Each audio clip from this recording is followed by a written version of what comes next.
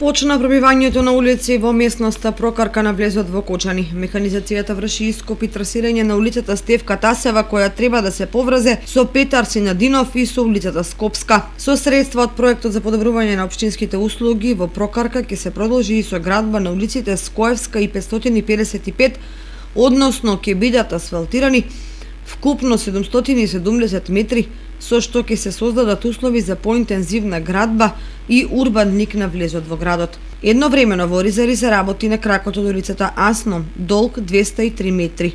Во тракање течат работите на улицата Борис Евтимов 334 метри и на крак од Маршал Тито 150 метри. Градежните работи ги изведува фирмата Ленди Груп, избрана согласно критериумите и процедурите на Светска банка. Со одобрените средства од Меѓународната банка за обнова и развој од компонентата општински инвестиции ќе се асфалтираат и улиците Кирил и Методи, Искра и 560 во Кочани и уште два крака на Раде Кратовче во Оризари. На дел од нив е предвидена изградба на атмосферска канализација, потворни зидови и тротоари.